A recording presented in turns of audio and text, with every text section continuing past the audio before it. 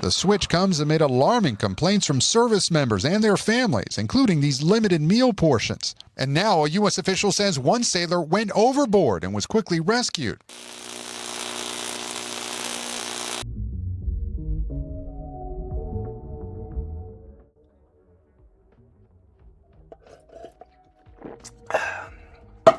It's late, but I had to put this video out today. We're going to talk about Pete Hegseth and his goofy ass. I don't know if you guys have been tracking about what's happening with the USS Abraham Lincoln. You know what? I'll let you watch it on video and we'll talk about it after we watch. Let's do this.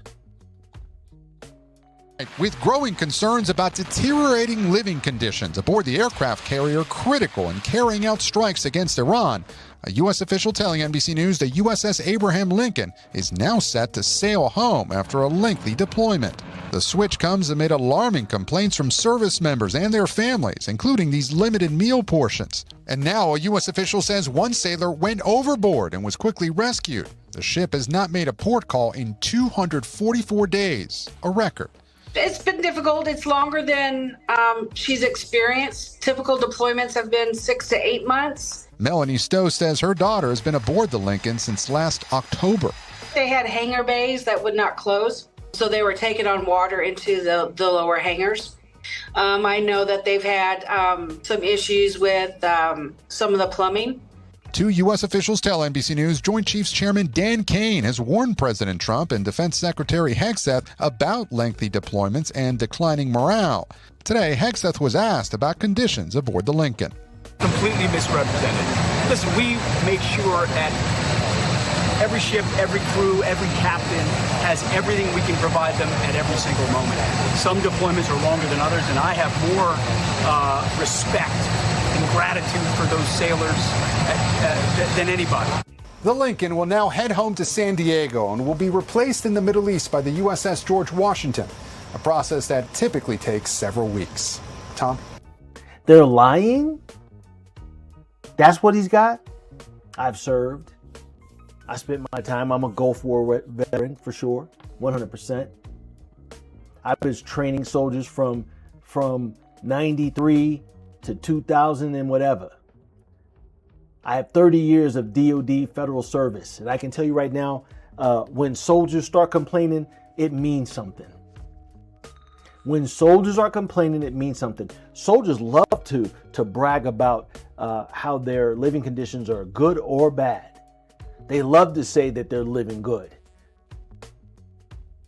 Most soldiers, sailors, and Marines and airmen don't complain if everything's going good. Now he's going to sit up there and say it's misrepresented because he doesn't give a shit about his personnel. He doesn't give a shit about our Army, Navy, Air Force, or Marines. He's in over his head because he doesn't know how to do it because he wasn't a senior leader. He wasn't a senior leader when he served.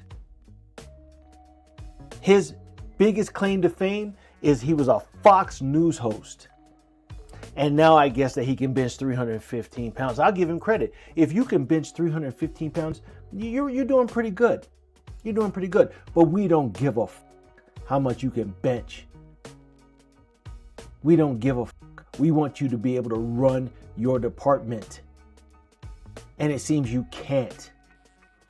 You changed your moniker to what? The Secretary of War. And you're not even doing that good. Them Iranians are handing you your ass. We're running out of shit. We're running out of shit. How you wage so much violence in war that you start running out of bullets? You start running out of missiles with minimal damage.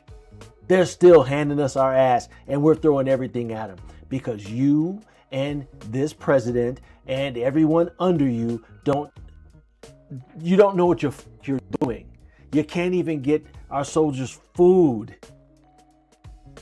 You saw it. You saw what they were eating.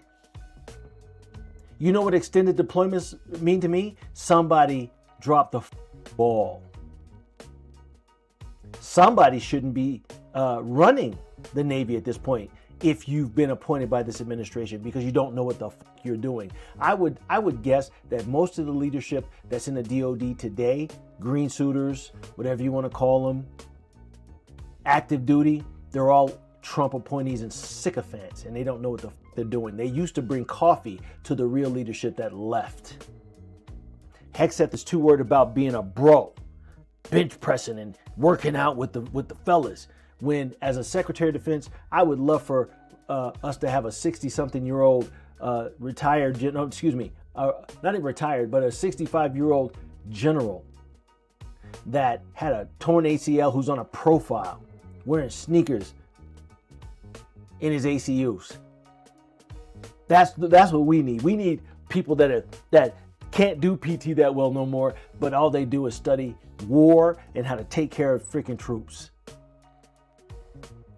Secretary Hegseth is a clown. When you got motherfuckers that want to jump off the boat on your watch, that means you don't know what the fuck you're doing. And it all falls on the Secretary of Defense, because he's not the Secretary of War, because he doesn't do that right. He's a fucking clown. And any one of you veterans out there that's supporting this bullshit administration and the way that they're dealing with soldiers, sailors, and Marines, if you're supporting that shit, you're a piece of shit. You are probably a piece of shit officer, and you are probably a piece of shit NCO or a private or special, whatever the fuck you were. E4, E5, E6, whatever it was. You're a piece of shit. And I mean that shit. Because you're not taking care of your people. If they're jumping off boats, you're too worried about shooting up testosterone in people. You're too worried about that. Too worried about trying to keep black people out of leadership positions. That's what you're worried about? You're worried about getting leadership positions? Women? Whose service members are? That's what you're worried about? You're worried about who they're. But you can't get a couple of nice sandwiches out to the sailors out there on these boats. And you keep them stranded out in the middle of nowhere for months upon months upon months. And you know that ain't right. Morale across the whole DOD I know is shit. When I was still working for the government about a year and a half ago, morale dropped off so it just dropped off the cliff because you motherfuckers don't know what you're doing. He needs to be fired. He needs to be relieved. Hegseth needs to be relieved. He needs to be gone out of there.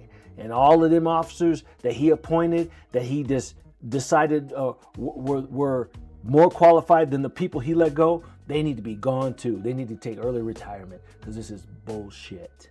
Stop worrying about bench pressing. Stop worrying about working out and making videos and calling people woke. You're so worried about woke? What? Wait, why don't you wake the fuck up? We're in a war we shouldn't be in. You're not taking care of troops. You're not doing anything. And now you're trying to say that those sailors are lying, misrepresenting, whatever the you're out of your depth. And those of us that have been around the military as long as we have, both of my parents served, my brother served, and so have I. We all know. You're I don't care if you've seen combat or not. You're too much product in your hair. If you can bench press 315 pounds, you're still a bitch. You're still a bitch, and you don't take care of troops. And that's the worst thing you could do.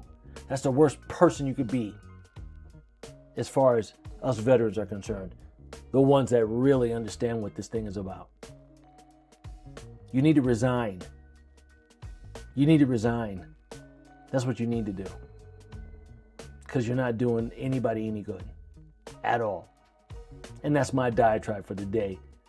I'll see you again next week.